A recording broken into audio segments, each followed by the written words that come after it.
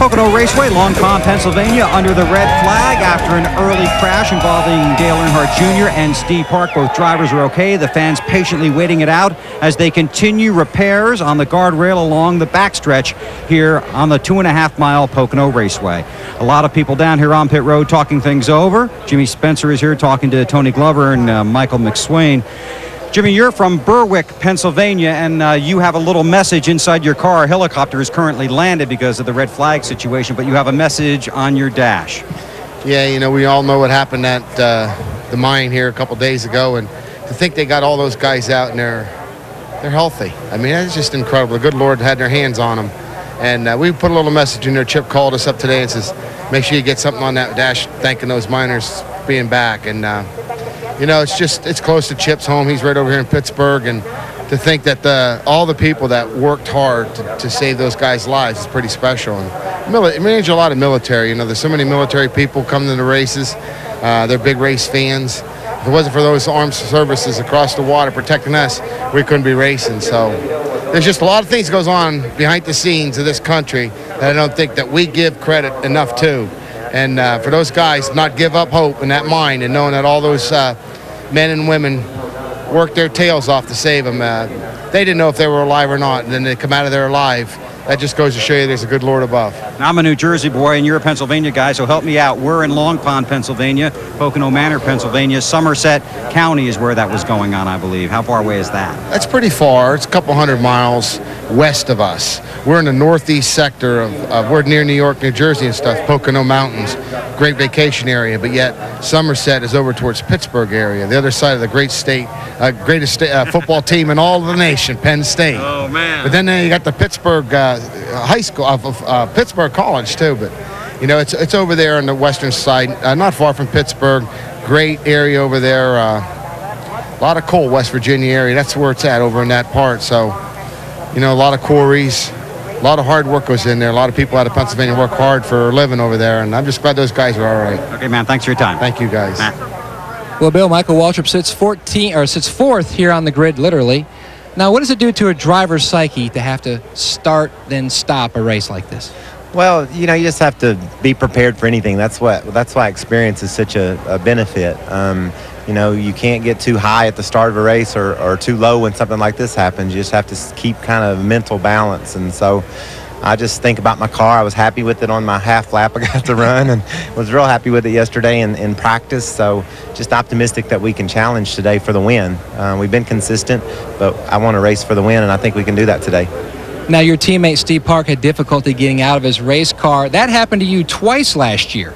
Yeah, it's a real issue, and NASCAR's addressing it. We've got to get these bigger roll cages on these race cars in order to allow better in and out for the driver. I was going to say egress, degress, but I get confused about those. But so we can get in and out easier. It's really, really important. And also, I think it could be a benefit from competition-wise. It would stand the top of the car up higher, slow the cars down on the straightaway, create a bigger drag behind the car. So maybe drafting would come into play at more places, such as they do in the trucks at Michigan and so forth. So to me, competition is great these days. It's great to have TNT and Fox and NBC and everybody involved in the broadcasting of the race. You got fun driver personalities to watch. The thing we got to work on is just making the cars bigger, and hopefully that would just be a benefit in a lot of areas.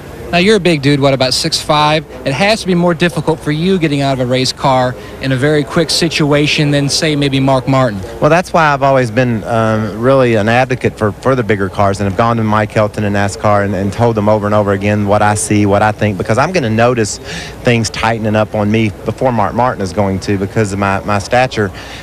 You know, the cars have gotten smaller over the years, smaller and smaller and smaller, and it's really not necessary. You know, we've kept the wheelbase the same, basically. We can keep the engine size the same. We can dictate that the cars have to be a certain size. You know, GM, Ford, all the manufacturers in Detroit have downsized over the years. I understand that, but a race car doesn't have to follow those lines. It can still look like a race car and have a bigger shell for the drivers to get in and out of the car. So, you know, that'll be a real bonus to the taller drivers. And as you march forward, if you look at this sport in 20 years from now, you don't want the cars to continue to shrink where a guy like me might not even get a chance one day. You know, Richard Petty in his heyday stood 6'2" or 3" and weighed 230 pounds. What if it was 20 years from now and we never got to know Richard Petty because of his size? That wouldn't be fair to the fans. It wouldn't be fair to the driver who don't fit. So I think it's a real issue, and I constantly remind NASCAR of my feelings on that. And so hopefully they'll listen, and we can. I know the ball's heading in that direction. I know they're working on it, and we can make these changes so that the cars will be safer. Speaking of safety, I'm glad my buddy Steve got out. I'm happy about that. I want to say hello to Blaze Alexander's family while we're here in his hometown and tell him that we think about him often. And they also dedicated the ARCA garage in his honor. Yeah, Blaze was such a wonderful human being. Sorely missed by many people. And last night, Schrader and I talked to Danny Lasowski, and he's doing well. So that was good to hear Danny's voice. And just want the public at home to know that even though the world keeps turning and we keep showing up racing week in and week out, there's a lot of people that are here with us today in spirit, even though they're not here physically. Now, for folks at home who may not know Blaze Alexander, he's a young man from Montoursville, Pennsylvania. He was tragically killed last fall at Charlotte in an ARCA crash. He's a very popular driver, best friends with Winston Cup star Jimmy Johnson. In fact, he has 2 different decals on his race car today in memory of his fallen friend. Marty? Well, Matt, Jeff Burton had a little too good of a view of that wreck, and you brought up a great point to me. You have one solution that you think will help racetracks overall. What is it? Well, I don't know. Of course, I hadn't seen the whole wreck. I've only seen little parts of it. But, you know, it's rained a lot today, and the grass is wet. So when he did get on the grass, that wasn't a good thing. So I would imagine in the future we'd see, you know, the back straightaway here get paved so that it would scrub some speed off. But, again, I haven't seen the wreck in its entirety. I've only seen from my perspective, and I came down the front straightaway once, and these big screen TVs that they have up, I got a chance to watch it from in the race car on replay, but I haven't analyzed it enough to truly make a statement. But I do know that generally asphalt slows the car down much more than grass does. People think when a car hits grass, it takes off, goes faster. I don't think it goes faster. I just don't think it slows down like it does in asphalt, especially with the grass is wet. But you know, you know, everything we do can be looked at and figured out how to make it better, and maybe that's a valid point, maybe it's not.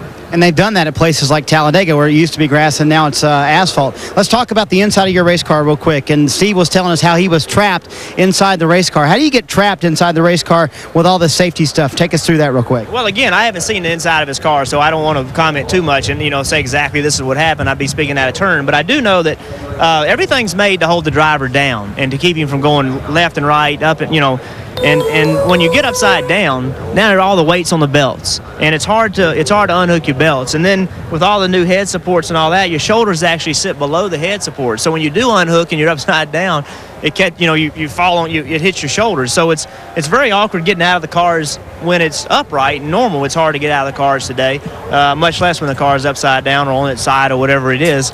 It would just make it that much harder, I think. We saw that guardrail get pretty torn up over there, and that probably did soften the impact a little bit, wouldn't you say? Well, again, I didn't. I've said this. Yeah, you haven't seen it. I know.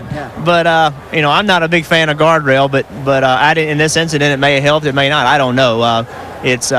We've continually taken guardrail out for certain reasons. In some cases, you know, if you hit it just right, guardrail is really great. And the majority of times, guardrail is not a good thing. But in this case, it may have helped. It, you know, I don't know. Yeah. I'm just glad. I'm glad he's okay. You know, it's a pretty big event, and it's good to see he's okay. He's had enough hard hits. He doesn't need any more. Wally asked me to ask you if it's harder when you're upside down when you take the steering wheel out to get out. I didn't understand that question. Well, okay, you go, Wally. You ask him. Well, I just said another thing when you're upside down is you've got to, when you undo the straps, you've got to take the wheel off to get off, and you've got that spline sitting right there that you don't want to fall on. He's talking about the spline. You know, when you're upside down, that's in the way. You know, too. Well, it is. You've got in my car, I've got a steering column. I got a deal here to keep my legs from my knees from hyperextending in a big impact. I got a lot of things going here that aren't a big deal when you're right side up, but you get upside down, now you got to come out of this thing. Your legs are underneath the dash, they're all crammed underneath the steering column. It's just hard to get out of the thing, and again, it's hard to get out of it anyway. All the head supports are great for hitting. They're just not good for getting in and out. I actually, you know, I've hurt my shoulder getting in and out of the car before with all the new head supports. It's part of it's part of evolution. We're making things better, but everything has a negative, and one of the negatives is it's harder to get out, and that's one of the major concerns people have in this system is if the car is on fire, how do I get out? Yeah. And it is difficult to get out. It's very difficult to get out. I guess you weigh your options and you say, okay, there's more opportunity to get hurt just from hitting than it is to catch on fire. So you try to take care of the majority of things that can happen, but there's ways. We need to continue to improve. That's the whole thing about racing in general. What we're doing today isn't going to be good enough tomorrow, not only in safety but in competition and everything we do. It's always evolving. But the general consensus seems to be, Alan, that the bigger greenhouse would help in case of the fire Jeff talked about, and that's what everybody seems to think here on pit road. Everybody sitting along pit road right now under the red flag as they continue the repairs to the guardrail inside turns 1 and 2. There's that sign inside Jimmy Spencer's car. Welcome back, miners. Attaboy, Jimmy. And a huge tip of the cap to the rescue workers who just persevered night and day and kept at it until they got him out. Glad that all turned out well. We'll come back to Pocono in just a minute on TNT. TNT's coverage of NASCAR coming to you today from Long Pond, Pennsylvania in the Pocono Mountain Range, where Pep Boys presents the Pennsylvania 500. Cloudy and cool overcast day. We only got one lap in under the green flag when a massive crash happened off of turn number 1 right in the middle of the pack. Rusty Wallace and Steve Park tangling, sending Park and Dale Earnhardt Jr.'s car into that inside guardrail. They're trying to make repairs to that safety barrier now. All the drivers okay in the accident, but work continues so that the conditions are proper for resumption of the race. All right, back here's where the crash is going to start. You see the one car gets pinned up against the wall by Rusty Wallace. He turns the 2 car into the wall. Now watch Ricky Craven, the Tide Rider, as he comes off. He runs in the back of the one car. Right there, he hits the one and turns him almost 90 degrees left. We can see the damage on the rear of Steve Park's car where Ricky Craven got in the back of him. So no wonder Craven has to go down pit road and make some repairs. And all the damage to that guardrail, though fortunately, as we've heard before, the guardrail gave, and that absorbed some of the impact for Steve Park. And again, the guardrail gave, but one reason that NASCAR doesn't use more metal barriers is exactly for this reason, because we've now watched him 1 hour try to repair the fence. Another look at it. Seeing Ricky Craven's role there in the orange car.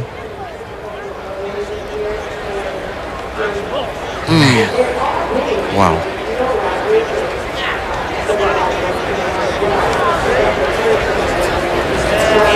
Park ends up upside down, as we've discussed, somewhat trapped in his car by all the safety equipment. Dale Jr. running to his teammate to make sure he's okay. And as you know by now, things had a happy ending. Park was fine in the car, just trying to find a way to get out. And the work continues on the guardrail. Now, the delay to repair the guardrail was probably something we didn't need in terms of the weather. While he's not a meteorologist, he'd like to play one on TV right now. Here's Dave Burns. Well, and at least there are a lot of friendly people around here. Nearly every team has visited this spot. This is where NASCAR has the weather radar up for the teams to see. Let me show you what we think we know. This gets updated about every 15 minutes or so. Here's Pocono International Raceway right about there. This system has moved across most of the morning, but started to come down just a while ago. This severe stuff over here moved straight down and seems to have stalled, so we hope that it's not moving this way. And then we heard a rumor that the winds have moved to a northerly blowing direction there, but we don't know that that's true. So best guess is the storm has been kind of moving this way. We're kind of in a line to get some of it, but at the moment it is still dry here. Hey, Dave. Yes, yes, Wally. What kind of ice cream was that? Every single crew member that's come through here has been eating a popsicle or something ice cream, and I haven't gotten anything. They just gave me a stick. Ask Frank when he's going to send some of those up here to the booth for us. When are you sending some up to Alan and Benny? We worked hard enough to deserve an ice cream. But I have. He's hard enough to understand when his mouth is not full, right? Yeah.